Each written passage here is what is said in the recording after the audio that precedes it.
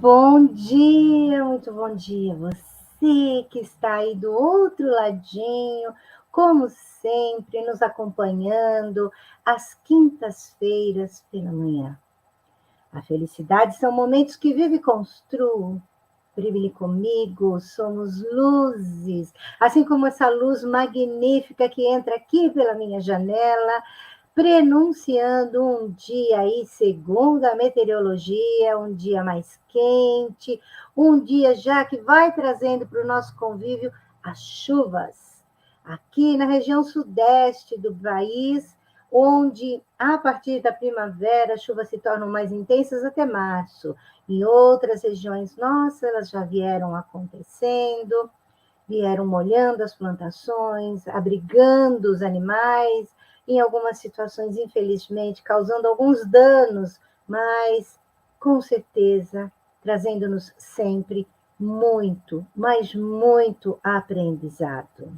Vamos lá? Qual a nossa palavra de hoje?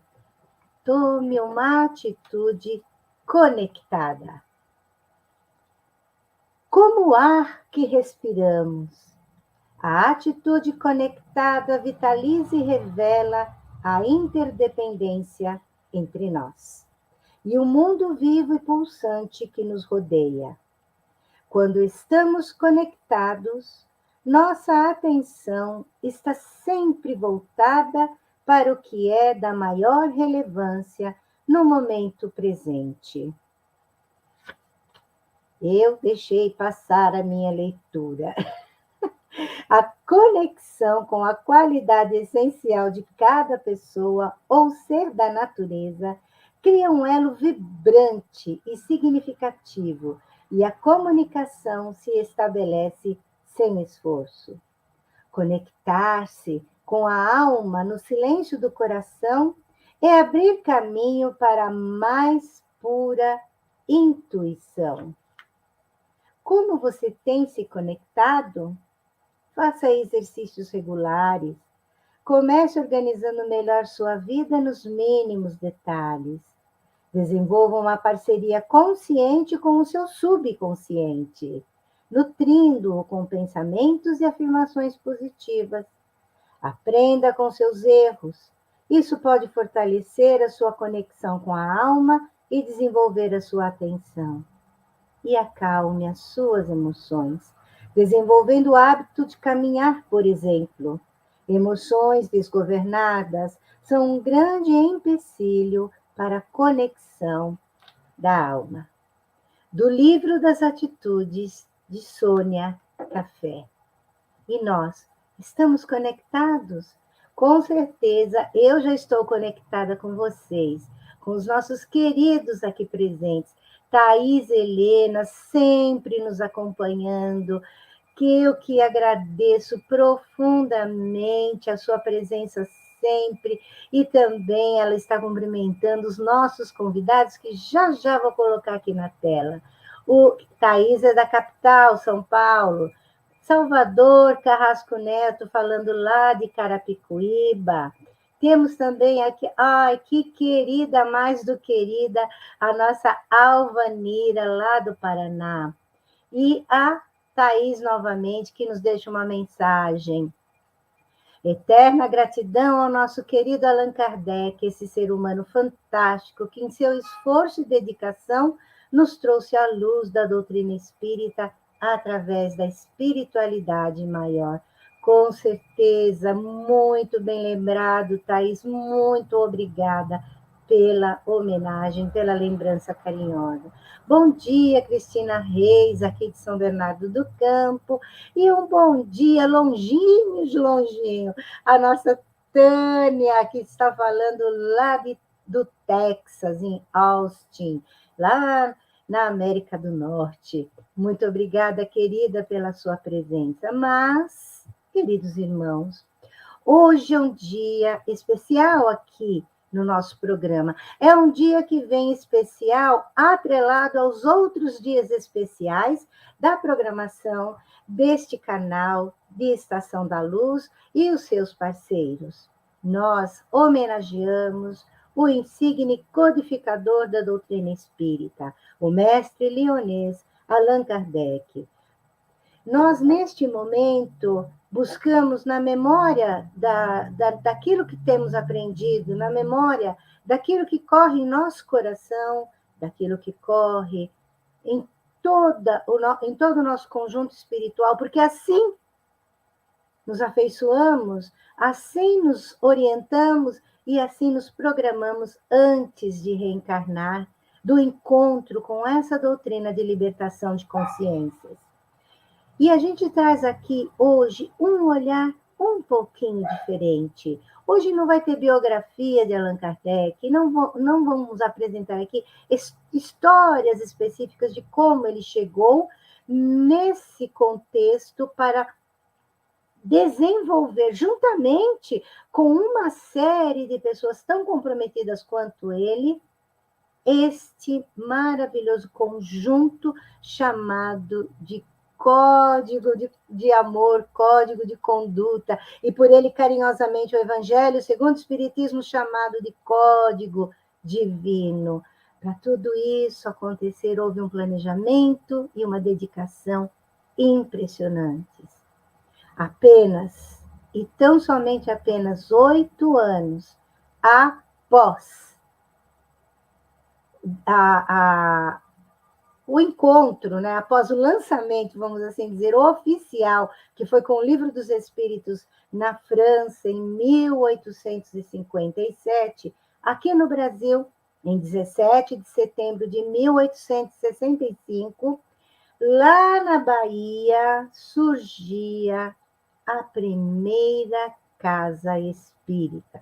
É muito interessante. Nesse dia, encontravam-se numa reunião doméstica e, posteriormente, alguns meses depois, torna-se efetivamente um grupo de estudo e desenvolvimento das atividades no âmbito do espiritismo. Em pouco tempo, gente, essa visão científica, filosófica e religiosa que nós acabamos por receber dessa doutrina magnífica, desse trabalho magnífico, a que foi dado o nome de Espiritismo por Allan Kardec, passou a fazer parte desse nosso país maravilhoso. É por isso que, para conversar hoje conosco sobre o Espiritismo no Brasil, daquilo que veio das primeiras informações até hoje, nós vamos conversar com os nossos 2 professores hoje, hein? Enzio Obana, lá de Cascavel, no Paraná, e Marcos Di Mário, lá do Rio de Janeiro. Meninos, abram seus microfones e deem os seus bons dias para os nossos queridos que nos acompanham. Bom, então, antes de começar, muito obrigado, Helenice, pelo convite, a oportunidade de estar aqui. Um abraço a todos que estão nos acompanhando e que assistirão esse vídeo depois, e que Jesus, nosso Mestre, nos abençoe e tenhamos um bom programa. Minha querida Helenice, meu querido Marcos, nosso querido Tavares, né? É uma alegria estarmos aqui conversando sobre Allan Kardec numa semana tão importante, onde comemoramos o reencarne do nosso codificador, né? E abraçando aqueles que estejam assistindo esse programa agora ao vivo, ou depois que ele vai ficar lá no YouTube, depois possam vir assistir. O nosso abraço a todos e que o Mestre Jesus possa nos inspirar nesta manhã aqui chuvosa, né? Mas assim mesmo tão bela. Olha que interessante, aí no Paraná já está chovendo, aqui em São Paulo está prenunciando, já recebemos até o alerta da Defesa Civil. Não sei no Rio de Janeiro se já está chovendo, Marcos. Não, aqui no Rio de Janeiro, não. Hoje nós vamos chegar aos 30 graus, o sol vai se apresentar aqui no Rio. Opa, hein? E olha, essa diversidade desse país é que me encanta cada vez mais. Nós vivemos assim numa bênção, com certeza. Os nossos queridos companheiros Enzio e Marcos de Mário, ambos são professores, são educadores, Enzio é filósofo também, ambos têm uma carreira no âmbito da educação muito forte. Eu sou apaixonada em conversar com professores. Assim, se é uma coisa que eu sempre tive muito comigo, é esse respeito e a paixão. E quando eu, nascida em família espírita, quando recebi os primeiros ensinamentos, eu me lembro que um dos livros que mais me chamou a atenção foi de um grande escritor brasileiro e que havia uma psicografia dele, Monteiro Lobato. Era o livro Historietas do Irmão Monteiro. Eu nunca mais esqueci, não se encontra mais esse livro, nem para fazer download, não se encontra em sebo, não se encontra em lugar nenhum. Porque durante algum tempo ele era base para as evangelizações infantis, e depois ele foi sendo substituído por outras formas, né, educacionais, que foram acompanhando a evolução dos tempos, né? Mas, de qualquer maneira, a literatura, a escritura sempre me chamou muito a atenção. E como não falar do espiritismo e a sua evolução no Brasil, sem ter presente aqui no nosso bate-papo dois educadores e, melhor, dedicados, né, a esse movimento, dedicados à divulgação da doutrina aqui entre nós. Eu vou deixar o microfone, gostaria que vocês deixassem o microfone aberto e fossem, assim, trouxessem aí os seus pontos de vista, a sua observação. Só fazendo uma parte aqui, o Marcos de Mário tem um grande trabalho no âmbito educacional, ele aplica cursos, ele tem empresa nessa área. Depois eu gostaria que vocês dois, mais no finalzinho, falassem um pouquinho do trabalho de vocês. É muito importante que o nosso público saiba também, né, o quanto vocês desenvolvem fora daqui, desse quadradinho que a gente se encontra, né, vez ou outra. Mas eu gostaria, assim, de ouvir de vocês sobre o olhar, sobre essa força que foi o espiritismo no Brasil. Segundo os dados de 2014, que foi uma pesquisa que eu fiz a partir de alguns sites na internet, nós tínhamos, à época, não era nem tão firmado, mas era assim, conhecimento meio que dito, eu gosto, de 13 milhões de espíritas no Brasil. O IBGE está agora aí correndo as casas, e inclusive um dos grandes palestrantes brasileiros, Jorge Elahá, que trabalha no IBGE, ele coordena uma grande área do IBGE lá em Rondônia. Tive a oportunidade de conversar com ele, e ele me disse assim, que no aspecto colocar religião, onde se situa o espiritismo, vai aparecer espiritismo kardecista, espiritismo tal, espiritismo além, espiritismo não sei o que mais. Por quê? Porque as pessoas assim se manifestaram nos outros recenseamentos, mas que se dependesse dele ia ficar só espiritismo, né? E aí a gente vê que realmente houve uma abrangência muito grande, muitos assim se intitulam, e o número de casas espíritas, eu não fiz o levantamento, eu não fui fazer o levantamento nas federativas e nem na Federação Espírita Brasileira, para ter uma ideia quantas casas espíritas existem hoje no Brasil, em termos daquelas que são ligadas, porque algumas só se registram na federação, outras só se registram na USE, outras na Aliança, outras na OSCAL e assim por diante. Aí eu deixo para vocês, vamos falar um pouquinho desse movimento brasileiro, desse crescimento, né? E gostaria de ouvi-los sobre isso. Bom, vamos iniciar aqui colocando que há uma grande diferença entre a cultura francesa e a cultura brasileira. De fato, o espiritismo adentrou aqui ao Brasil quando Allan Kardec ainda estava entre nós. Além desse grupo espírita lá em Salvador, e Salvador que realmente deu um grande impulso, nós vamos ter depois, entre 1868 e 1869, o lançamento do jornal O Eco de Além Túmulo, também lá em Salvador.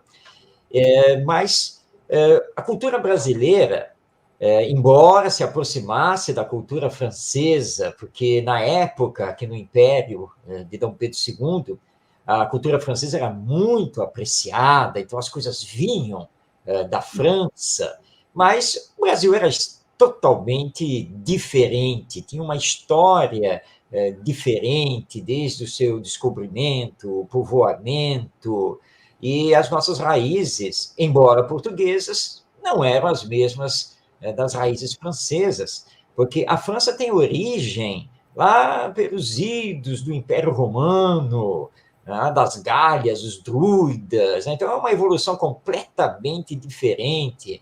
Passou depois pela queda do Império Romano, vai se transformando paulatinamente numa nação, vive a Idade Média, é outra história, é outra cultura, é outra maneira, inclusive, de ver e praticar o espiritismo. Agora, a inserção do espiritismo aqui no Brasil sofreu, claro, influência da nossa cultura, do nosso jeito de ser, do nosso jeito de ver. E lembrando que se o francês, na época, gostava muito de estudar, isso era ao contrário aqui para o brasileiro. A grande parte da população era pobre, analfabeta, nós tínhamos o problema seríssimo da escravidão dos negros, né, que não tinham, na verdade, direitos, já que eram escravos, e isso a França, pelo menos lá dentro da França, eles não conheceram, e as obras vieram da França. Ou seja, o Livro dos Espíritos e demais obras de Allan Kardec vieram em francês. Portanto, somente a elite brasileira tinha, de fato, acesso. Então, se nós olharmos os primeiros personagens do movimento espírita aqui no Brasil, nós vamos ver que são personagens da elite brasileira. E não podia ser diferente. E, claro, as traduções começaram a surgir pouco a pouco. O jornal O Eco de Além Túmulo foi importante, porque eles começaram, então, a traduzir trechos das obras de Allan Kardec para publicar no jornal, depois em folhetos avulsos, até que finalmente chegou-se a primeira tradução de O Livro dos Espíritos aqui no Brasil. Inclusive, o primeiro tradutor, que é o Joaquim Travassos, ele vai dar, né, um exemplar de presente a Bezerra de Menezes, que vai ficar tão conhecido no movimento espírita. Mas isso não chegava ao povo, propriamente dito, foi pouco a pouco. E como aconteceu na França, nós temos que agradecer muito à Igreja Católica pela divulgação do espiritismo. A Igreja Católica foi fundamental nisso, de espalhar o espiritismo. Por quê? Lá na França, a Igreja atacou de todos os modos possíveis o surgimento do espiritismo. E os espíritos superiores diziam a Allan Kardec para que não evitasse, através da revista espírita, fizesse os esclarecimentos necessários, mas que deixasse os padres, os bispos, os cardeais falarem à vontade.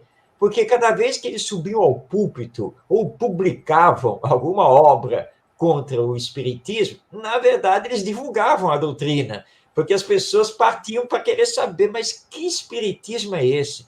Que doutrina é essa que eles tanto atacam? E aqui no Brasil aconteceu a mesma coisa. Lembrando que no Império Brasileiro, o catolicismo era a religião oficial do Brasil. Tá? Então, a Igreja Católica tinha um poder muito grande. Quando o espiritismo começa a ser divulgado, a Igreja Católica quis forçar Dom Pedro II e seus ministros para proibir a prática espírita aqui no Brasil.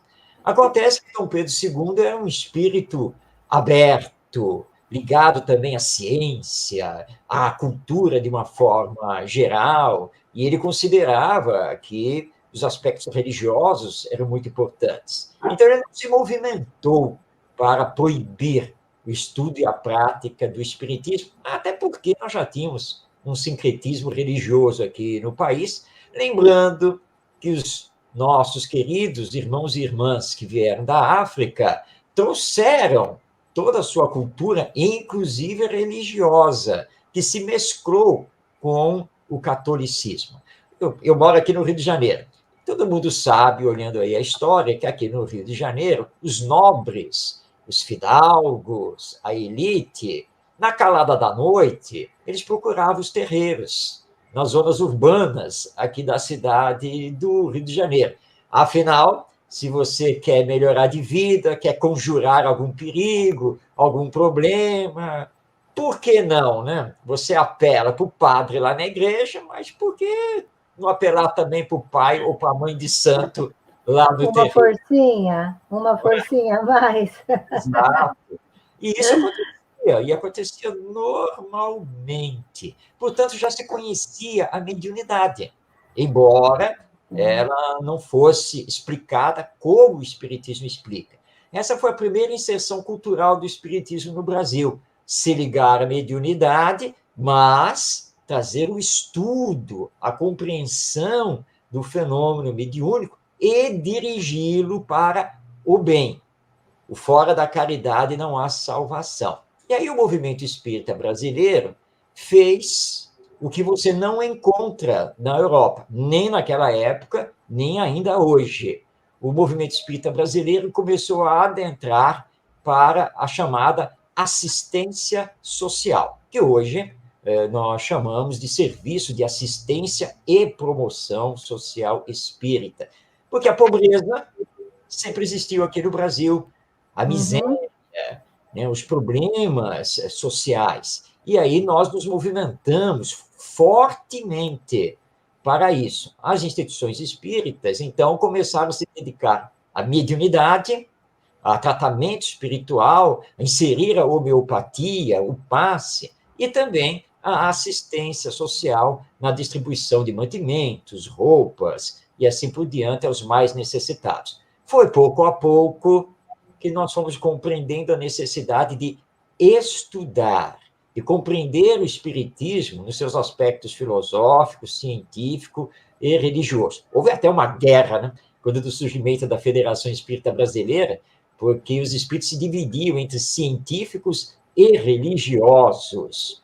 Interessante que nós não tivemos o movimento dos espíritas filosóficos, mas teve essa guerra, mas até que Bezerra de Menezes conseguiu conciliar mais ou menos essa situação, e evoluímos para que no final da década de 1940 surgisse o chamado movimento de unificação, que hoje nós temos em São Paulo. A USE, a Janeiro CERJ, ou seja, em cada estado, a sua federativa. A sua orientação. Marcos, que aula de história fantástica, muitos daqui, aqui aproveitando, né, cumprimentando que chegou a Sandra Souza, de São Paulo, a Doris Sampaio, que faz parte da programação aqui, né, da Estação da Luz, e a representação do Lar de José, podia dizer o nome de quem está participando, a gente agradece, sempre vê, né, o Lar de José acompanhando as programações. Muito obrigada a vocês. Mas, assim, você trouxe para a gente algo que hoje, infelizmente, muitos espíritas não estão recebendo. Eu me lembro que quando eu entrei na mocidade espírita, esse foi o primeiro aspecto que foi trabalhado com a gente. E não tem como eu dizer faz tempo, não faz tempo. Faz tempo, sim. A cor do cabelo denuncia, a gente não tem como, né? E realmente faz tempo. E vou denunciar junto aqui a Tânia e a Doris, que estão nos assistindo aqui, nos acompanhando, faziam parte da Mocidade Espírita comigo, gente, na mesma casa espírita. Então, assim, mas eu gostaria de ouvir do Enzio. Enzio, me traz o seu ponto de vista, e me traz também, porque o Marcos tocou em algumas coisas essenciais, né? Formatos diferentes culturais, a utilização da religião para, e hoje, até hoje é assim, né? Para aquisição de bens materiais, resolução de problemas, o entendimento, né? O autoconhecimento que foi meio deixado de lado e que a doutrina possibilita para a gente, e a filosofia, né? Quando ele fala, e que, por incrível que pareça, os espíritas filosóficos ficaram de fora, eu achei incrível, porque realmente foi isso, né? Fala um pouquinho, fala aí um pouquinho para a gente desse teu olhar sobre tudo isso. Bom, é muito gostoso ouvir o Marcos falando, né? Eu, como historiador, fico me deleitando, né, desse apanhado histórico que ele trouxe, maravilhoso. E ele falou, vou pegar 2 pontos, né? Primeiro, eu vou pegar de trás para frente, né? Esse movimento que acontece na década de 40, buscando uma certa pacificação entre esses interesses intelectuais, né? E aí eu pego esse ponto porque o chamado Pacto Áureo, né? Que é um movimento que acontece dentro do movimento espírita brasileiro, que acontece em 1949, exatamente no dia 5 de outubro. Eu sei disso, não é porque a minha memória é boa, não, é porque ontem tinha um banner da federação lembrando a data do Pacto Áureo, eu compartilhou nos grupos. Aí o Marcos falou, eu já fui ali confirmar, né, que eu sabia que era agora no início de outubro, e foi no dia também dia 5. Então, a fala do Marcos, né, faz referência a esse momento e fez toda essa construção maravilhosa para entender o que é esse Pacto Áureo, né? É uma tentativa realmente de trazer uma união entre as pessoas que tinham compreensão diferente do que deveria ser e de como deveria ser vivida, aplicada e compreendida a doutrina espírita. Apesar de que isso realmente só vai ter uma calma em 64, quando vão a Chico Xavier e doutor Bezerra, mais uma vez, vem a Chico Xavier e traz um texto chamado Unificação, que é espetacular, né? E aí a gente tem uma certa calma. E aí vem um questionamento, porque assim, quando Kardec faz a construção da doutrina espírita, ele constrói a doutrina espírita com um edifício muito sólido, né? Com um tríplice aspecto. Eu não gosto, eu tenho uma certa dificuldade, não é que eu não gosto, eu tenho uma certa dificuldade quando eu escuto falando que isso é um tripé, ciência, filosofia e religião. Então, coloca a ciência como um pé, a filosofia como outro pé e a religião como outro, que, na verdade, é moral de consequências religiosas. Mas vamos lá. Quando você coloca tripé, cada um de um lado. E Kardec nunca colocou assim. Ele colocou como aspectos. E os aspectos é o que determina a coisa enquanto ela é. Então, o Espiritismo, ele é ciência, ele é filosofia, ele é moral de consequências. Você está tudo dentro de um só. Por isso que parece a ideia de um tripé, que se você tirar um, fica incompleto, né? Não é que cai, é que é incompleto. Então, é um tríplice aspecto. E aí, o que vai acontecer? Quando Kardec faz a construção doutrinária, filosofia, ciência e tudo mais, não tinha essa distinção que tem hoje, certo? Não era assim. Era tudo uma coisa só. Tanto que quando a gente está fazendo faculdade, que vamos estudar a história das nossas áreas de conhecimento, você não fala dos primeiros historiadores, eram filósofos. Você não fala dos primeiros químicos, eram filósofos. Você não fala dos primeiros juristas, eram filósofos. Então, a ideia de filosofia, tanto que a época de Kardec, cientista, não tinha essa palavra, eram sábios. Então, eram aquelas pessoas que conjugavam teoria, prática, aplicabilidade, transformação do indivíduo, porque um médico, você conhecia um médico não pela roupa, era pela sua conduta, pelo seu comportamento de médico, seu comportamento de jurista, o seu comportamento de técnico, seja lá o que for. Você supunha isso. E Kardec, com a formação que ele teve com Pestalozzi, que tem essa base de educar a mão, educar a mente, educar o coração, quer dizer, você vai estudar química, você vai estudar biologia, você vai para a horta, você vai para a cozinha, você vai entender como as coisas funcionam, enquanto as coisas funcionam, e você passa a trazer aquilo para você. Eu gosto de lembrar de Rubem Alves, é como o ato de cozinhar, né? Você não fica, você vai aprender uma receita, você vai aprender como ela acontece, quais são os ingredientes, as quantidades, as etapas. À medida que você vai fazendo, você não precisa mais pensar. E quando você faz, você saboreia, você ama aquilo que faz.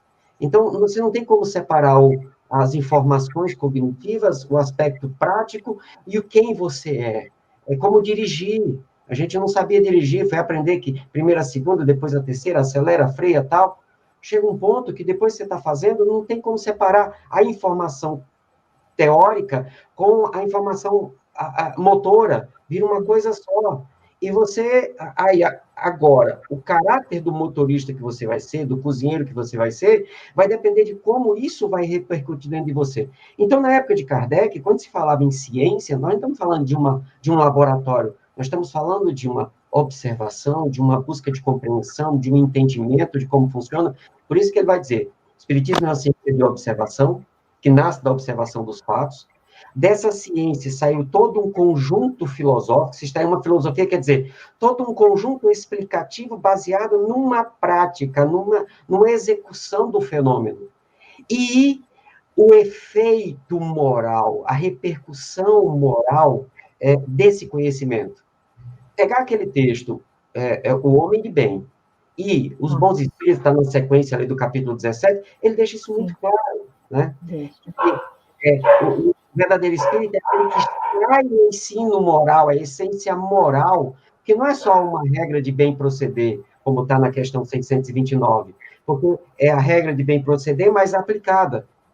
Então, quando a gente fala de ciência, filosofia, religião no espiritismo, nós estamos falando desse conjunto de coisas que estão no mesmo caldeirão, na mesma vitamina, não é uma salada de fruta que tem os pedaços, é uma vitamina que está tudo misturado. E aí, o que aconteceu no final do século XIX? Surge uma estrutura filosófica, uma escola filosófica, voltada para a construção de uma forma de fazer ciência. Por quê? Porque já se tinha descobertas à época que a filosofia não dava mais conta de explicar. Então, a coisa está acontecendo. Então, não dá para a gente ficar perdendo tempo só na explicação. 2 e 2 são 4, ponto. Não tem o que discutir filosoficamente. A água, se você bota no fogo, ela ferve. Não tem o que discutir filosoficamente. Se bota no frio, ela congela. Isso não precisa de discussão filosófica. A gente tem que entender como funciona. E acontece que todas as explicações que eram dadas até aquele momento, né, até o século XV, era a igreja que determinava isso. Então, você tem uma veia religiosa, igrejeira, institucional, dominando a posse do conhecimento.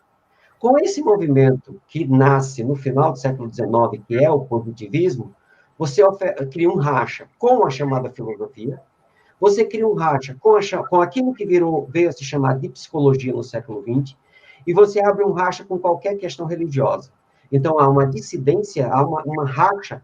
Aquele indivíduo que pensa e que se propõe a pensar, ele tem que estar desvinculado da religião, porque senão ele cai no universo da ilusão.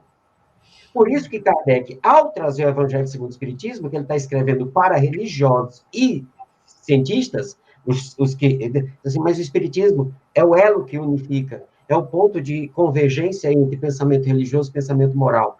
Ele fica o tempo todo trazendo para a gente não separar. O texto dos bons espíritos, o primeiro parágrafo, para quem tem essa dissociação que o Marcos falou porque essa parte religiosa a gente tem que deixar para lá, né? Os espíritas cientistas. É verdade. Aí os religiosos, não, se estuda demais, tem gente passando fome, a gente vamos resolver, depois a gente estuda, né? E aí, a primeiro parágrafo, Kardec vai dizer assim, olha, o verdadeiro espírito é o verdadeiro cristão. Por quê? Porque o espiritismo não traz nenhuma moral nova, apenas facilita aos homens a compreensão e a prática da moral do Cristo. Bom, Kardec tenta unificar. Só que quando chega o século XIX, final do século XIX, início do século XX, está rachado. E aí, quando vem para o Brasil, quando o espiritismo chega no Brasil, né, nós tínhamos os intelectuais brasileiros que tinham estudado na Europa. Ok, então o espiritismo com essa compreensão. Porém, quando ele começa a se espalhar, veja, o Marx falou, o segundo ponto. Quando foram falar com o imperador, diz assim, o senhor não pode deixar o espiritismo pegar? Aí o Marx assim, o Dom Pedro II, que tinha um pensamento já científico e tal, porque quem tinha essa formação à época do Dom Pedro II, tinha essa formação tríplice, certo? E Dom Pedro II, extremamente intelectual, um espírito já evoluído, segundo a literatura, né? As formações que nós temos através, principalmente do Chico, já era um espírito evoluído e tal. Ele, não, isso aqui é coisa, vamos deixar. Tudo bem, se implantou. Mas a formação universitária brasileira, que vem com a República, ela é formada totalmente no positivismo. Verdade. A formação intelectual brasileira do período republicano, que é a formação das nossas universidades, no grosso das universidades, os cursos são todos positivistas. Então, qualquer concepção que não fosse positivista era rechaçada. Então, esses intelectuais saem da universidade, vão formatar o movimento espírita iniciante. O Dr. Bezerra de Menezes era médico, certo? Então, são esses intelectuais. Só que o Dr. Bezerra também era um espírito diferenciado, né? Ele vai buscar isso. E aí, graças a esse movimento, encabeçado principalmente por Bezerra de Menezes, traz-se essa prática da caridade com uma forma que não era... O Kardec fazia isso. As biografias deles demonstram bem isso. Kardec, ele não separava, nós separamos. E aí, mas ainda bem que essa turma veio, trouxe esse elemento da prática, do exercício da caridade material, porque manteve isso. Porque a intelectualidade não resolve os problemas. Certo? A prática da caridade soluciona os problemas necessários da sociedade. Porém, o objetivo da doutrina espírita, na sua essência, como eu li aqui, facilita aos homens a compreensão da prática da moral do Cristo, isso ficou meio perdido. Então, ou nós ficamos preocupados em temos que estudar para ensinar os outros, ou não, deixa para estudar depois, vamos fazer a caridade que é o que todo mundo precisa, e aí, por isso que o Marx diz, faltou os filósofos que tentariam fazer essa junção. Só que aí agora, depois do movimento de unificação, e principalmente agora, com a década de 80, né, descobriram a revista espírita. Os primeiros volumes da revista espírita chegaram no Brasil, que começaram a ser estudados, foi na década de 60. Demorou, hein? Demorou, né? E ainda em francês, aí fizeram as traduções. A Edicei fez um trabalho maravilhoso, traduzindo para português. Aí é que agora a gente começa a chegar num momento muito importante, que é esse momento de, olha, necessitamos estudar. Porque a caridade, inegavelmente, já está muito bem estabelecida, os poderes públicos estão organizados, os espíritas agora auxiliam os poderes públicos, né? Então, a sociedade, de fato, assumiu, as gestões assumiram a sua responsabilidade de cuidar da sociedade, os espíritas ensinaram a fazer isso. É inegável que os espíritas ensinaram a fazer isso. Então, me desculpe aqueles que criticaram essa construção religiosa que veio, mas foi graças a isso que se aplicou e hoje nós somos referências. E agora chegou o momento, aquele momento que Kardec falava, olha, o momento em que vai ser um grupo só, unido, né?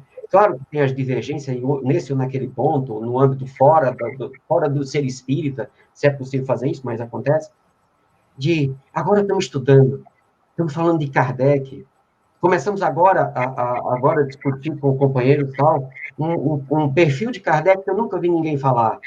Kardec como referência de ser espírita. Kardec é codificador, tá, mas o que isso quer dizer? Não, ele é a nossa referência, é a mais consistente referência de como ser espírita. Ele dá os exemplos, está nas biografias dele. O cara diz no discurso lá em Lyon, está lá no Viagem Espírita em 1862, que diz, olha, na minha casa, sentava-se o príncipe e o trabalhador. Sentavam-se juntos. E se por acaso o príncipe se sentisse ofendido, humilhado por estar junto de um pobre, eu simplesmente diria a ele, você não é digno de ser espírita. Aí ele disse, mas para minha alegria e felicidade do espiritismo, não é isso que acontece. Eu vejo o príncipe e o trabalhador se abraçando, se cumprimentando como irmãos que são. Então, um camarada que escreve isso, ele está dizendo, Êgio, pelo amor de Deus, você está junto de outra pessoa que pensa diferente de você, que tem uma ideia diferente, que acredita em coisas diferentes, que faz diferente de você, você vai ficar com raiva dele?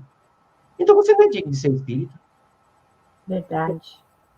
Então, aí a gente começa a observar isso nesse momento tão importante da nossa história, né? Tanto não só do Brasil, mas do planeta, essa oportunidade que nós estamos tendo de exercitar compreensão, paciência, tolerância e amor ao próximo, nunca foi tão propício o exercício dessas virtudes.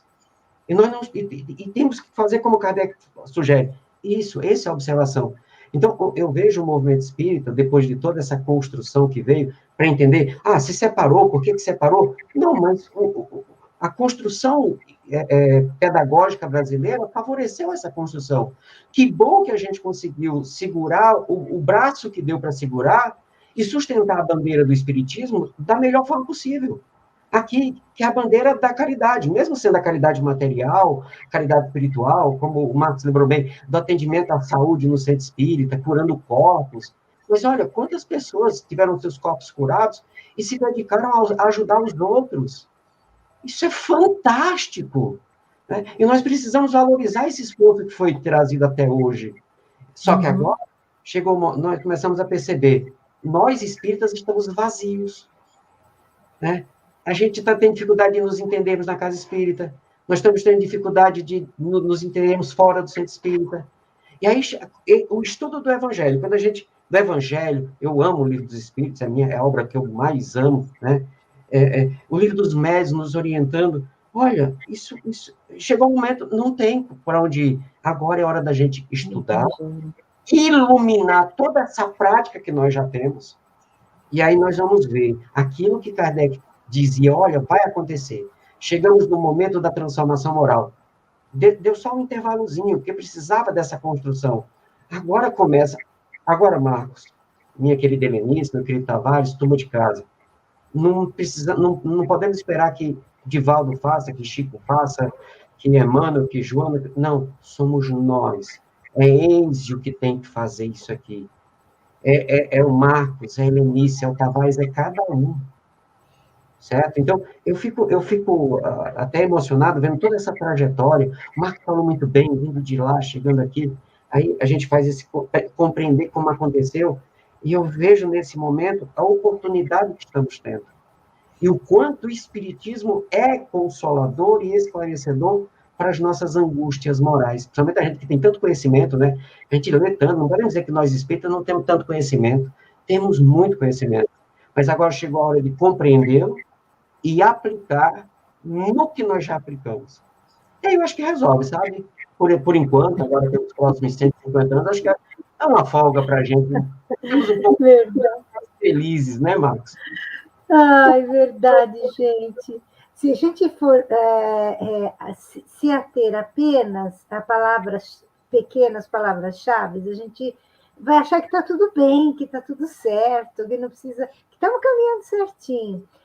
E você falou bem, conforme a gente vai se aprofundando, vai estudando e vai praticando, porque a nossa prática é ínfima perto daquilo que a gente sabe, a gente tem que introjectar tudo isso. Aí sim a prática é integral, é verdadeira, né? Percebe-se que está ainda longe na caminhada, mas não é para desestimular que a gente fala isso, é para observar mesmo que ainda tem muito, e esse muito é gratificante. Antes da gente continuar aqui, eu quero chamar a atenção a Liliane Cruz. A hora que a gente falava da Mocidade Espírita, ela levantou a mãozinha. A Liliane Cruz também fazia parte da nossa Mocidade Espírita no Centro Espírita Obreiros do Senhor. Quero agradecer também a presença da Deraci, muito obrigada, lá da Bahia, e colocar alguns comentários que chegaram.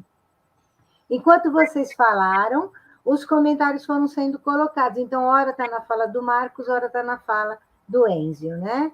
A Tânia se posicionando, vivemos tentando unificar, e quantos movimentos paralelos se chamam espíritas e usam o solo fértil da crença na espiritualidade para trazer a separação. Sim, Tânia. Isso tem acontecido fortemente, infelizmente. Mas dentro de tudo que os dois queridos aí colocaram, é um movimento natural. Não deveria, mas acaba se tornando um movimento natural, evolutivo. E isso é previsto no Livro dos Espíritos, nas leis naturais, né? Na lei de destruição. A gente não pode ver a lei de destruição apenas por um aspecto, o aspecto que concerne ao que é tátil, aquilo que eu vejo. O Kardec está falando da desconstrução do homem velho para construir o homem novo, né? E nós vamos passar por isso, com certeza. E a Thais Helena, ela vem e nos diz assim, sabe, amigos, eu fico triste quando escuto, as obras de Kardec estão ultrapassadas. Como assim? Eu ainda nem consegui estudar o Pentateuco, ou seja, 5 obras básicas, precisamos rever esses conceitos. É verdade, Thaís. Eu tive essa experiência de uma pessoa chegar para mim e falar: Ah, não sei por que você insiste tanto. Para mim já está tudo ultrapassado. Eu olhei bem para ela e fiz: Sinto muito. Eu não tive mais nada para dizer. Eu fiquei assim, aqui dentro virava, fazia assim: Como ultrapassado? Se a gente não sabe nem um décimo. E quando você estuda o livro dos médiuns, Kardec é firme em dizer: você quer provar o contrário, que é os sistemas, né, que tentam provar o contrário, tentam provar que o espiritismo não é verdadeiro, não apresenta nada que seja factível e verdadeiro. Ele diz: então vá lá e faça todas as pesquisas que eu fiz, todos os experimentos que eu fiz, mas faça da maneira que eu fiz, utilizando o método experimental, os tipos de médiums que eu utilizei, médiums devidamente equilibrados e sérios e comprometidos. Aí você pode me dizer que o espiritismo está ultrapassado, porque você pode me trazer resultados novos. E é por aí que eu caminho quando eu vejo alguém falando uma coisa dessas. E a Tânia diz também para nós que há muita luta interior para sermos espíritas na essência, pôr a teoria em prática. Acredito até que a Tânia, em razão do olhar dela, que ela carrega há alguns anos, em estando 30 anos nos Estados Unidos, fundar Casa Espírita, hoje ocupando o cargo de presidente da Federação Espírita Americana, mas até outro dia ela era vice-presidente, ela e a Jussara, né? Sempre nessa batalha, a Jussara lá como secretária no Conselho Espírita Internacional, a visão que elas carregam é muito macro. Elas têm razão, né? A Tânia tem razão quando diz que a gente ainda tem que pôr muita coisa em prática, mas, Tânia, é para isso que a gente tem esses programas e essas discussões. Ainda a Doris, né, nos trazendo: estudo enriquece, como faz falta lucidez e humildade.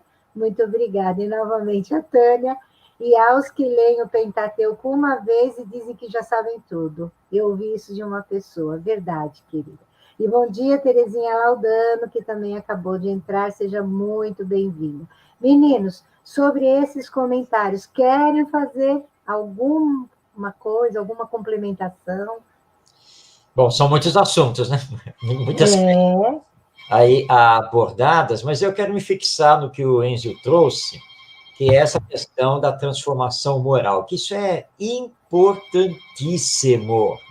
Não adianta você se intelectualizar estudando o Espiritismo, dar aula sobre alma imortal, reencarnação, vida depois da morte, etc., se você não deixa que o Espiritismo lhe transforme.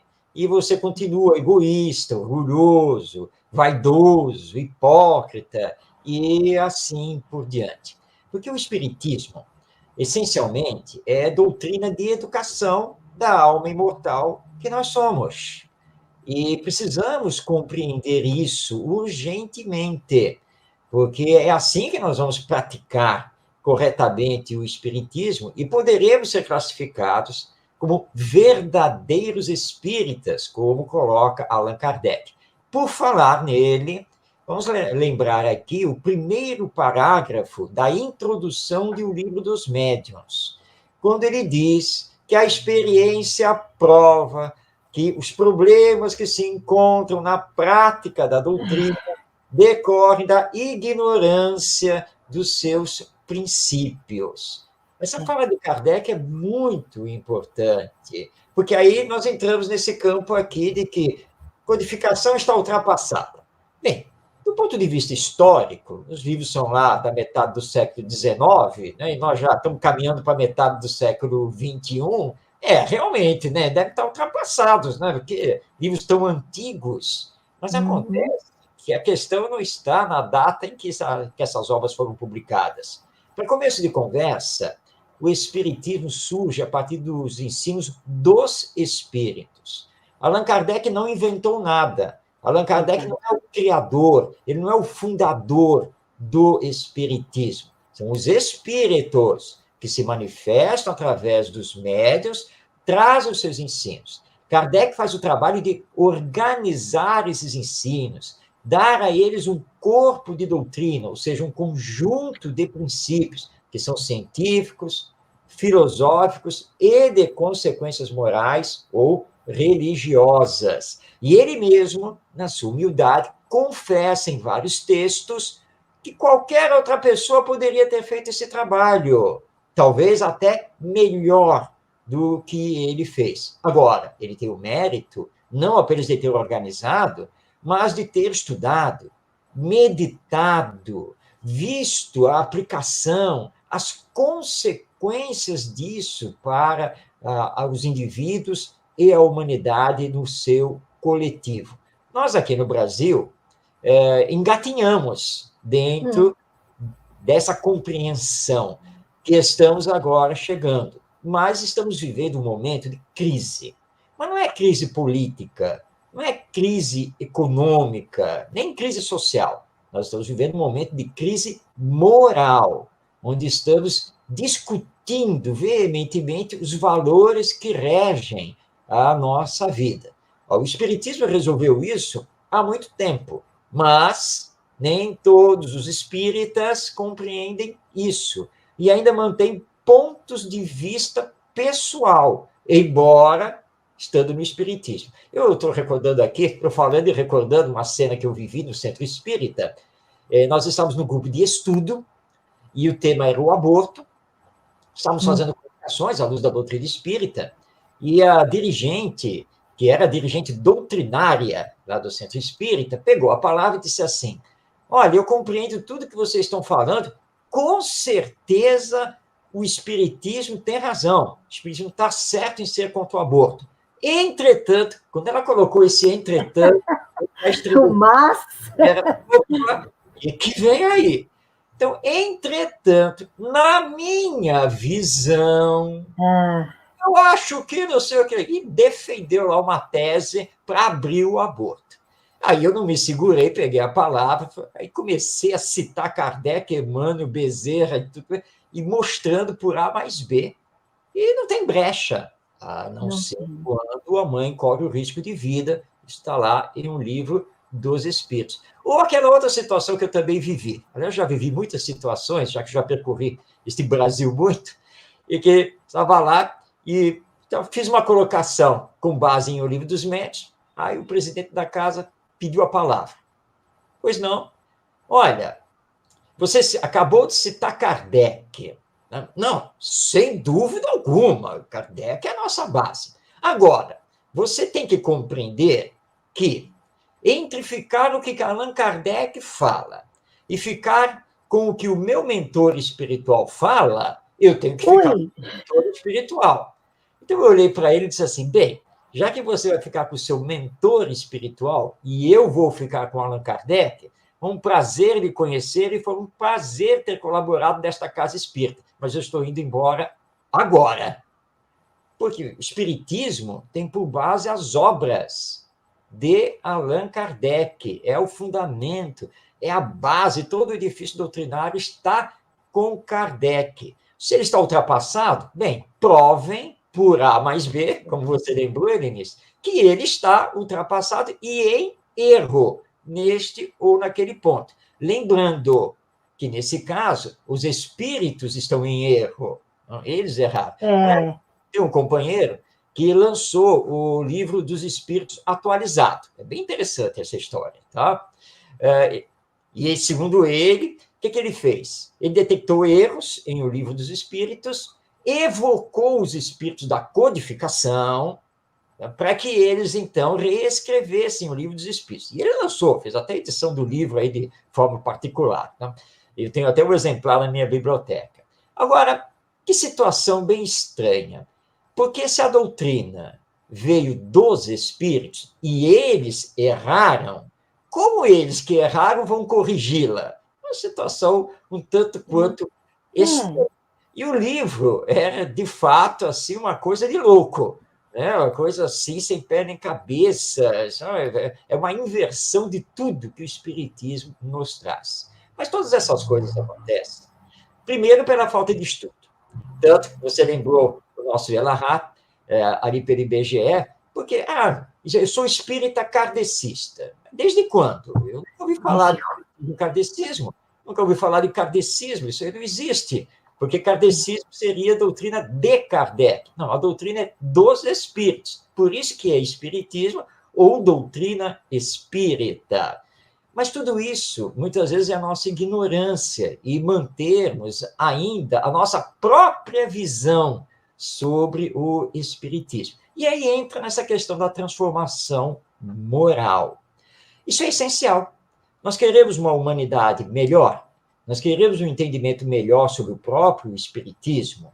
Nós temos que lembrar que a nossa doutrina revive em espírito e verdade o Evangelho, os ensinos morais de Jesus. E os ensinos morais de Jesus são o nosso roteiro de vida, porque nessa área, Kardec é muito claro, o Espiritismo não trouxe nenhuma novidade. O Espiritismo resgatou os ensinos morais de Jesus, para aprendermos a ser solidários, fraternos, bondosos, caridosos, e colocados o amai-vos uns aos outros em prática. Mas, Helenice, o que é que acontece? Nós estamos aqui dialogando, conversando num clima tão bom, mas aí termina o programa, aí você se volta, por exemplo, para sua esposa ou para o seu esposo, né? Assim, não, o programa foi bom. Agora, com toda sinceridade, tá? Não sei porque ela comprou de lá de Cascavel do Paraná, eu sinceramente, e lá vamos nós. Tá? Você só tem teoria, é só isso que você é. E aí, bem colocado pelo Enzio, se Kardec estivesse entre nós, ele já olharia para vocês, olha, você não serve para ser espírita, tá? Você não entende nada do espírito. Não senta aqui, não senta aqui. Enzio, eu gostaria que você também falasse sobre isso, porque já tem um monte de comentário, eu quero ler todos. E tem que dar tempo. Eu estava lendo aqui, né? Olha que eu estou lendo os comentários, né? Sabe, Tânia? Que bom.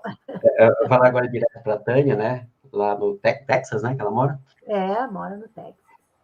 Eu tenho visto que hoje nós, como palestrantes, divulgadores, coordenadores de grupos de estudo, né, nós já esgotamos aquela etapa de divulgar a mensagem, né? Dizer, é preciso fazer isso, é preciso fazer isso, e que nas nossas falas e nos nossos grupos de estudo, chegou o momento de nós começarmos a identificar na codificação os roteiros da aplicabilidade.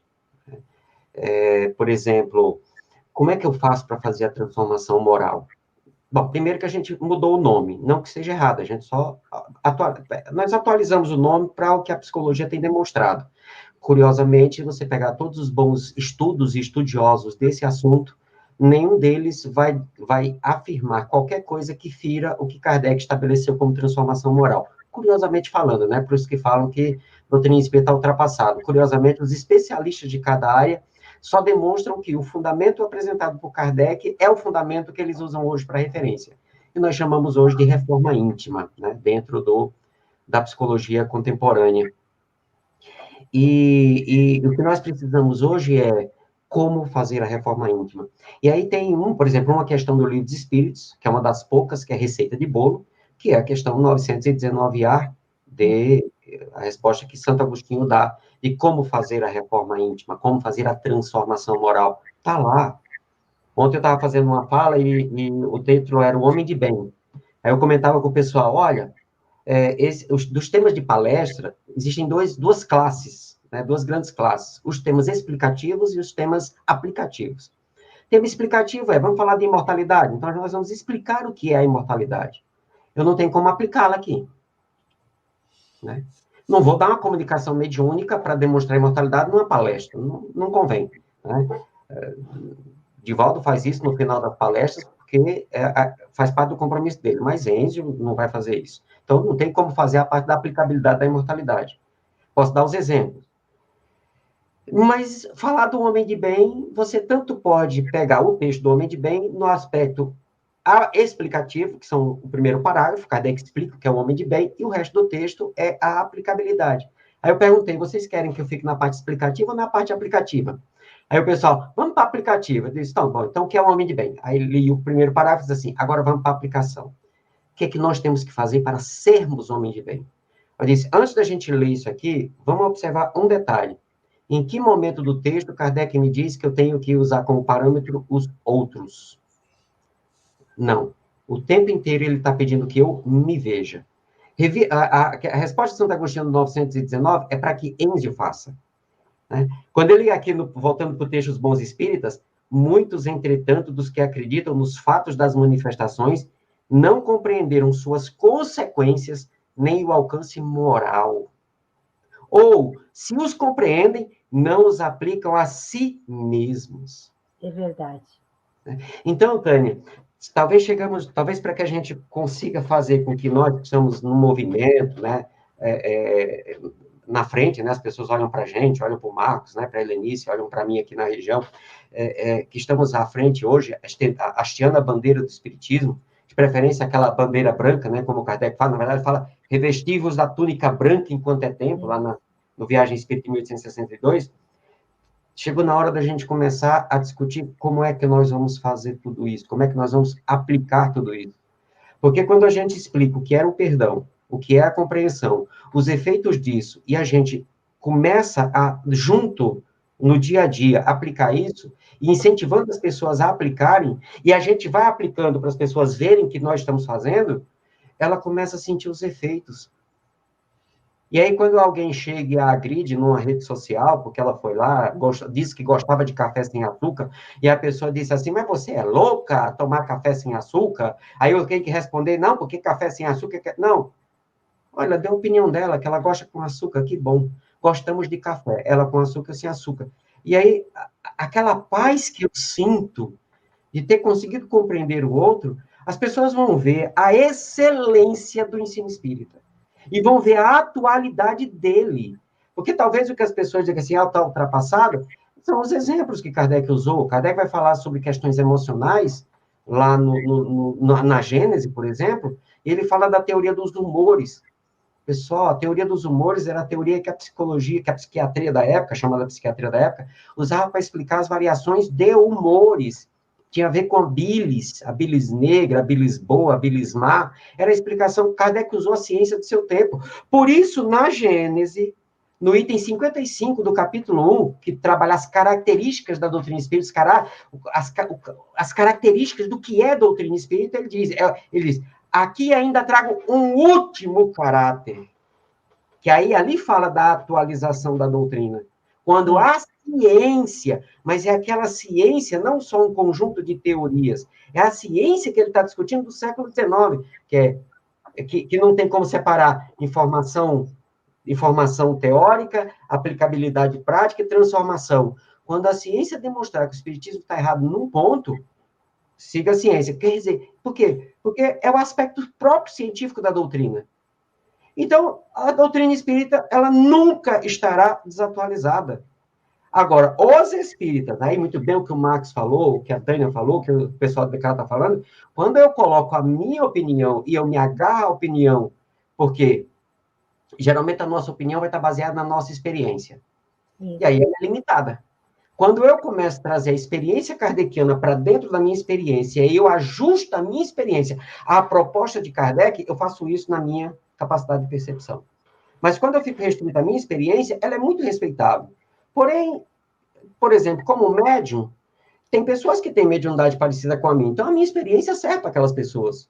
Mas não serve para o resto da humanidade. Então, eu não posso estabelecer como regra de conduta naquela situação a minha experiência, porque é a minha experiência. E detalhe, eu entendia, quando eu tinha 20 anos, eu entendia de um jeito, agora eu entendo diferente. Então, quando eu tiver 80, eu vou conseguir continuar entendendo como hoje ou como eu tinha 20?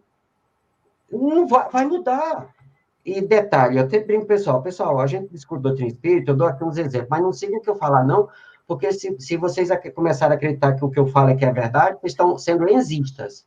Não, é o no mínimo kardecistas. certo? Que é estudar aquilo que o codificador trouxe para a gente, que é o que o Marcos falou, juntou os ensinos dos Espíritos, deixou facinho e muito claro para a gente, né? Então, esse negócio não vai dar muito certo. E, olha, onde eu cheguei seguindo Enzio, sendo enzista, tô arrebentado, todo lascado, carregando culpas, incompreensões, sendo intolerante, sendo orgulhoso, vaidoso, não levou para um bom lugar, não. Agora, quando a gente pega esse roteiro aqui, que é de hoje, é de agora, é aplicabilidade para o momento, como eu disse, nunca foi tão fácil aplicar isso aqui. Eu, como o Marcos, terminou o programa, você chega ali, liga a TV, começa a passar o noticiário, aí, com certeza, em menos de 10 minutos, você já vai estar falando mal de alguém. Que vai falar notícia de todo mundo. A gente hoje vive uma certa questão de polarização. No meio das notícias, vão falar daqueles que você gosta, daqueles que você não gosta. Então, 10 minutos depois, você já está com raiva falando mal de quem você não gosta. Onde acabamos de dizer que aplicar a moral do Cristo, que, por exemplo, seja indulgente, seja benevolente, perdoe 70 vezes, 7 vezes, compreenda o outro. Então, eu chego ali, ligo a TV, eu tenho um exercício, um momento para treinar isso aqui. E eu não quero, porque eu tenho razão, porque eu estou certo e o outro está errado. Então, Helenice, Marcos, Tânia, a codificação hoje ela tem que ser vista como esse exercício prático da aplicabilidade da moral espírita, que é a moral cristã, como o próprio Kardec coloca no texto dos Bons Espíritas. Ai, gente, que fantástico estar com vocês. Que fantástico. Embora vocês dois já tenham atendido aqui, né, os comentários, eu preciso mostrar. Clara Ramos, seja muito bem-vinda. O conteúdo do programa contribui para a nossa consciência que podemos aumentar o tamanho do nosso ser, praticando a caridade através do nosso trabalho. Gratidão pela aula, gratidão você, Clara, por ter assim se manifestado conosco. Tânia, tem um recadinho da Thaís Helena para você, querida. Olha lá, as obras de Kardec são estudos para a vida, ou seja, estudar sempre várias vezes cada obra. E assim, a cada novo estudo, uma nova descoberta. Exatamente. E aí foram vindos, né? Vindos questionamentos. Dá o nosso oi para o querido Davidson, que também tem programa aqui. Está lá no horário de trabalho dele, provavelmente com foninho de ouvido. Obrigada, Davidson. Então, meninos, sinto muito, é fã-clube. Ele também fazia parte da Mocidade Espírita. Estamos todos juntos, né? A Elaine Cavalcante, né? Que na hora que o Marcos fez aquela fala sobre a escolha do mentor, né, Elaine? Acho que foi essa parte. Você falou, que situação, ela se matou de rir. Elaine, dirigente de cursos e também de tarefa lá da Casa Espírita. Nós duas somos cofundadoras da casa, né? E não é por menos o sobrenome, ela é minha irmã do coração, minha cunhada nesta encarnação, né? E aí ela se assusta com algumas coisas que ela vê e também a gente morre de rir juntas. Aliás, Enzio e Marcos falaram coisas que depois nós duas vamos ter muito que conversar. Aí, novamente, a Tânia, né, nos trazendo mais um ótimo comentário. Ainda usamos de argumentos para justificar aquilo que desejamos fazer e que vai contra as leis de Deus. Aquilo que você acabou de falar, né, Enzio? A nossa teimosia. Lar de José, por outro lado, o que mais erra é o que mais necessita de perdão. E o que menos amor revela em sua conduta é o que de mais amor necessita. Herculano Pires, vulgo irmão Saulo, na era do Espírito, gratidão infinita por nos trazer essa passagem lindíssima. Tânia fazendo aqui um comentário sobre uma fala do Marcos, e eu também lembrei disso, Tânia, né, que eles decidiam, não, muda isso, eu não concordo com isso, daí, não, mas muda isso, não pode ser assim, né? E determinavam que as coisas tinham que ser mudadas. E, gente, vou agradecendo vocês, tudo maravilhoso, quantos comentários maravilhosos, né? Programa excelente para refletirmos e colocarmos em prática os ensinamentos trazidos a nós por esses homens, espíritos que vieram antes de nós e hoje temos todo esse rico material de estudo. Verdade, Thaís, muito bem, verdade. E o Lar de José, novamente, sair da letra e passar para a ação. Gente, programa riquíssimo, tá uma delícia. Eu gostaria que os meninos, nós estamos em 10h40, o programa termina às 11h, e o Tavares não me disse se hoje ele fará a divulgação, eu vou mandar mensagem para ele. Então, eu gostaria que vocês já se posicionassem com relação a esse ponto. Brasil Espírita. Brasil Espírita. O que vocês veem com relação a isso? Marcos, Venzio. Muito bem. Bom, nós estamos nesse momento, né, de polarização, de ideologias, debates, crise de valores. Tudo isso faz parte do processo de evolução dos indivíduos e da humanidade. Já de há muito tempo que nós espíritas sabemos que estamos nesse processo de transição planetária, ou seja, indo do mundo de expiações e provas para o mundo de regeneração. O embate das ideias é natural. E alguns colocam em dúvida, então, se o Espiritismo, com a sua influência, de fato vai levar a nação brasileira para um período realmente melhor, já que nós estamos às voltas ainda com a injustiça social, a miséria, a violência e assim por diante. Nós temos que compreender, à luz da doutrina espírita, que na lei divina nada dá saltos, tudo se conjuga, é um processo.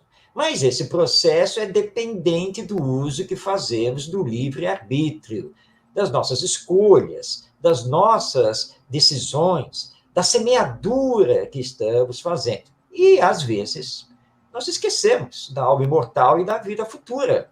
Nós simplesmente nos esquecemos disso e nos deixamos levar pelo momento atual. Mas nós temos que ter o olhar do futuro. Não podemos esquecer a reencarnação nesse processo. E lembrar que eu não estou aqui na Terra vivendo esta existência apenas para mim ou para os meus filhos ou para os meus netos. Eu estou vivendo para mim mesmo, porque amanhã, de volta ao mundo espiritual, vai chegar a hora em que eu vou ser chamado para um novo planejamento reencarnatório, que ainda é a minha necessidade de aprendizados e experiências na Terra, neste nosso planeta, nesta humanidade. E é aí que nós temos que pensar sobre isso. Marcos, vem cá. Você precisa reencarnar. Tá, ok, eu entendo essa necessidade. Onde? Olha, estamos pensando aqui em levar você de volta ao Rio de Janeiro. Aí você vai coçar a cabeça, porque você sabe o que fez, né? Você sabe o que fez. Rio de Janeiro, ai meu Deus, é porque que eu saiba, o Rio de Janeiro continua com aquelas 1000 favelas, né? Aqueles tiroteios. Meu irmão Marcos, é isso mesmo. Mas agora você vai para fazer todo um trabalho assim, assado, tá? E aí você, oh meu Deus, bem que as coisas podiam estar melhor, né? Bom, quem vai me receber? Quem vai ser meu pai? Quem vai ser minha mãe? Ah, você volta ao seio da sua família. Bom, menos mal, vai, já até conheço eles. Tá? Você vai receber. Você fala, opa, beleza. Ah, mas tem um detalhe. Qual é o detalhe? Ele é materialista. Como que ele é materialista? É possível que ele seja materialista? Mas claro que é possível. Por acaso você levava o seu filho para a evangelização no centro espírita? Por acaso você dava os bons exemplos para ele, ensino espírita, palestrante, escritor, etc, etc? Pois é, você andou falhando, né? O que é que Jesus ensinou? A cada um será dado segundo as suas obras. Então, agora você volta para o seio da mesma família, mas agora você tem que dar os bons exemplos e evangelizar o seu papai e o seu avô, a sua avó. Vai fazer o que você já devia ter feito. Então, a sua missão agora é regenerar o Rio de Janeiro, tá bom? Vai para lá e vê se você agora faz, porque Intelectualmente você conhece, está mais do que preparado. O problema foi a prática. Eu lembro aqui, Denise, o nosso querido Jorge Andréa, esse grande espírita, Jorge Andréa acabou com 100 anos de idade, e ele conversou com o pessoal disse assim, ô, doutor Andréa, o senhor tem um conhecimento tão bom do espiritismo e coisa e tal, o senhor quando voltar para a espiritualidade, o senhor vai ser recebido assim, assado, em festa. Aí ele olhou assim e falou assim, não, nada disso, que eu tenho um problema gravíssimo que eu não consegui resolver nesta encarnação. Que é isso, doutor André? O senhor tem um problema gravíssimo? Tenho, meu velho. O evangelho. Porque cientificamente, filosoficamente, eu até entendo muito, mas esse evangelho é a pedra de tropeço da minha vida. O amai-vos uns aos outros ainda é um problema para mim. Tá? Então é isso. Precisamos olhar essa transformação moral, essa reforma íntima e começarmos o nosso trabalho urgentemente. O Enzo falou muito bem, lembrando aqui o Evangelho, lá no seu capítulo 17, o homem de bem. É um texto para mim, ele não é para nós. Aliás, eu vou deixar aqui uma solicitação a todo mundo. É urgente mudarmos de profissão moral. É urgente, porque a nossa atual profissão é a seguinte: olhar, detectar e falar dos defeitos dos outros. Juiz! Eu tenho que olhar, detectar e falar dos meus defeitos para poder desenvolver as virtudes que já estão em mim em germe. Quando começarmos a fazer isso, e estamos nessa luta, claro que estamos, cada um ali com as suas forças, nós vamos sim ver um Brasil melhor, nós vamos construir esse Brasil melhor, porque as coisas não virão dos céus. Somos nós que fazemos a humanidade estando encarnados e estando desencarnados. Então, confiar em Deus, trabalhar perseverantemente, melhorar-se. Lembrando aqui, para encerrar a fala, um dirigente espírita aqui no Rio de Janeiro, ele me contou a história, que no final da reunião mediúnica no Centro Espírita, ele perguntou se podia fazer uma pergunta. E aí o mentor espiritual disse, claro, perfeitamente, meu irmão. E aí ele perguntou, o que devemos fazer para melhorar as atividades aqui do nosso Centro Espírita? E ele esperava, né, uma fala, né? O espírito, através do médium, respondeu simplesmente, melhore-se. Claro, porque eu me melhorando, a tendência de todas as coisas melhor. Então, esperança sempre, confiança sempre, trabalho perseverante, teremos na frente um Brasil melhor, com certeza. Enzo. Maravilha, Marcos. Eu acredito que tanto o que o Marcos falou, quanto aquilo que nós trouxemos de reflexão, vão ajudar a pessoa que está acompanhando a gente a talvez ter uma visão, para aqueles que já ainda não tiveram, ter uma visão um pouquinho diferente do que seria a aplicabilidade da doutrina. Porque às vezes a gente está esperando grandes coisas e tal. Não, é no dia a dia. É quando você abre o seu grupo do WhatsApp da família, que é geralmente, olha, eu nunca vi isso. Pense num negócio tal de grupo do WhatsApp da família. Cada vez que você entra, você tem vontade de sair. Né? Aí você para assim, mas se eu sair, eu vou treinar aonde? Eu estou pelo menos treinando com os que eu conheço, né? A aplicabilidade é no dia a dia. Alcione diz lá no Renúncia que o evangelho é algo que você vai ter que aplicá-lo em todos os detalhes. Então, não fique esperando grandes missões, grandes situações, grandes sacrifícios, né? A gente vê a vida do Chico de tanta dificuldade. Tá, mas o Chico já está lá na frente. Ele consegue, nós não. Nós somos pessoas comuns, espírito da terceira ordem. Então, não esperemos grandes situações, sejamos dirigentes. Coitadinha da Tânia, essa realmente é para acelerar mesmo, né? Tornar presidente de federação é querer resolver as coisas rápido, né? Coitadinha. Né? Oremos por ela. Não quero isso. Eu quero ser palestrante, eu quero ser isso. Não. É no seu dia a dia. É como vizinho, é como colega de trabalho, É sentando na frente da sua TV, olhando as notícias e vendo os loucos cometendo crimes e você treinar indulgência, certo? É no ônibus, é no trânsito, né? Vocês que moram em cidades assim muito maiores, Cascavel é uma cidade pequena comparado com São Paulo e com Rio, né? Mas o trânsito já é terrível, nos irritamos constantemente, sabe? É na fila do banco, é na frente da caixa do mercado, é aqui que você, são nessas situações que você vai aplicar o evangelho e fazer essa luz brilhar. E é assim que nós fazemos o espiritismo chegar naquele patamar que Kardec já tinha previsto. E a gente está esperando que os outros façam. Não, é como o Marx falou, é para a gente, certo? Tanto que a primeira característica do homem de bem, quando Kardec começa a caracterizar, e o Marx falou muito bem, é ter fé em Deus.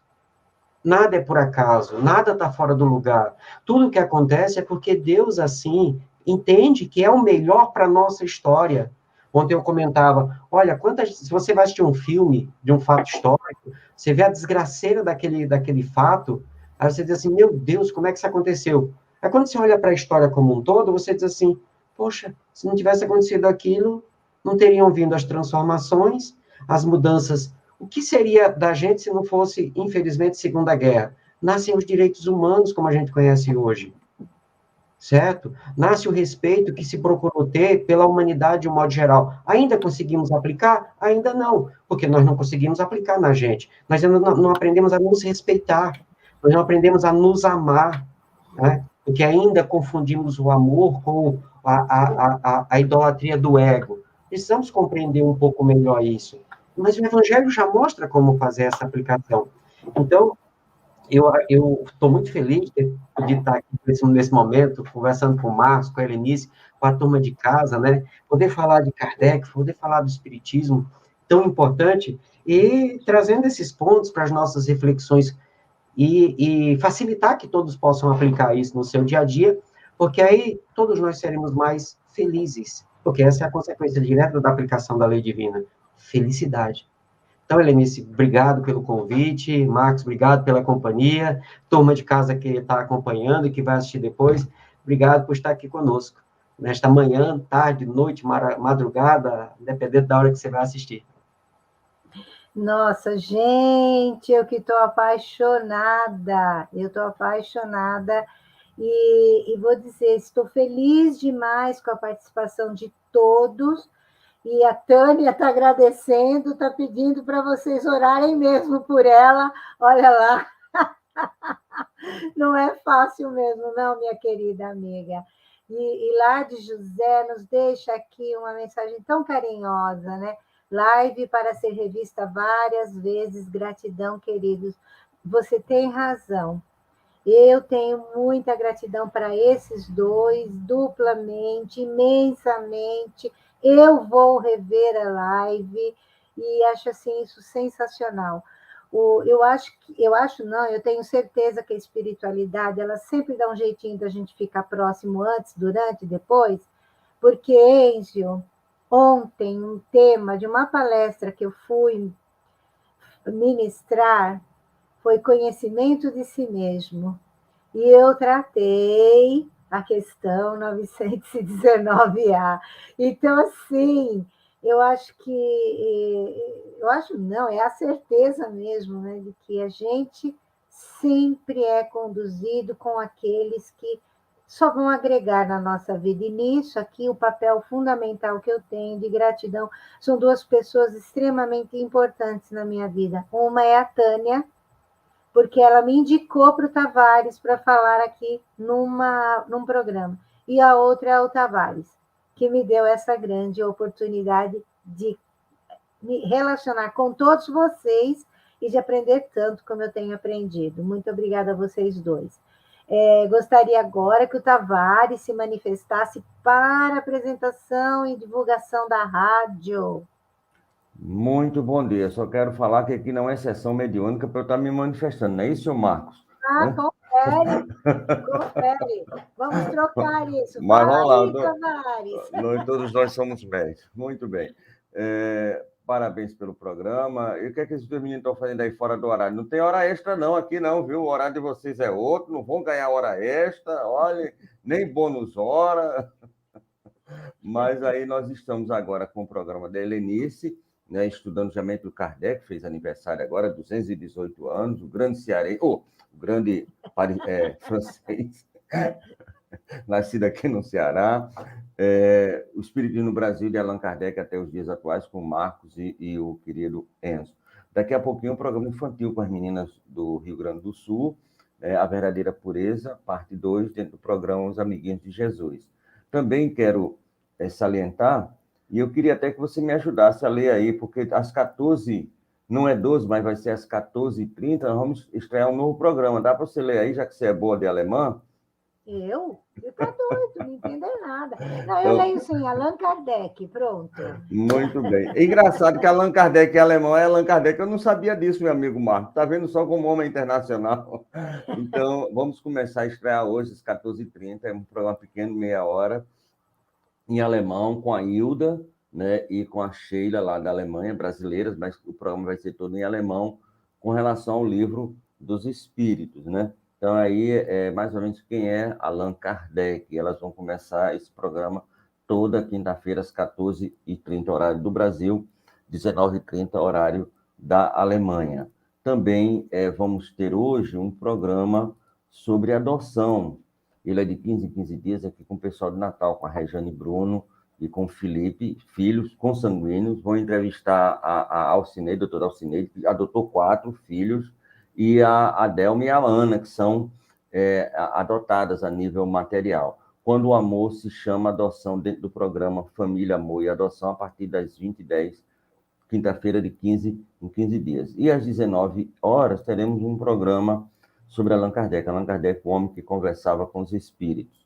Mas o que eu quero chamar a atenção é que no próximo dia 13 de outubro vai estrear em circuito nacional o documentário, não é um filme, é um documentário, Chico para Sempre, inclusive com o próprio diretor do filme agora, do nosso lado 2, o Wagner de Assis, e eu quero pedir permissão para a gente já passar aí o trailer, para a gente acompanhar como vai ser emocionante o filme do nosso querido Chicão. Trabalhar fazendo o bem é realmente o caminho real da felicidade. Eu tenho conhecimento de que Chico Xavier é a maior antena mediúnica do planeta de todos os tempos.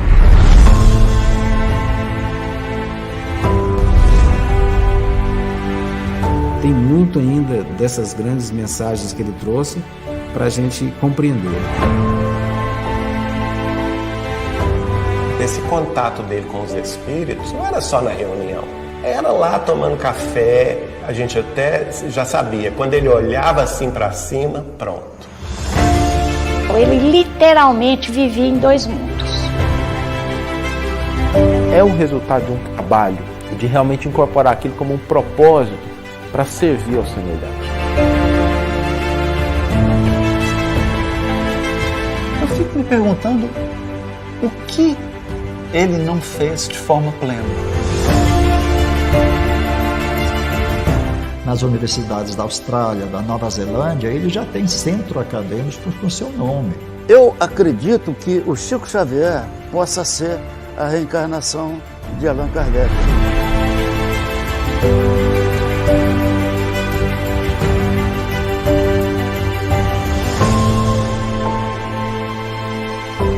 Chico Xavier escrevendo é uma coisa. Chico Xavier vivendo em nós é muito diferente.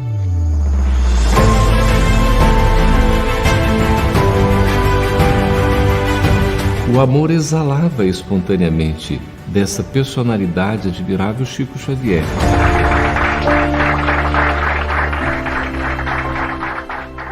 Amar sem esperar ser amado e sem aguardar recompensa alguma. Amar sempre.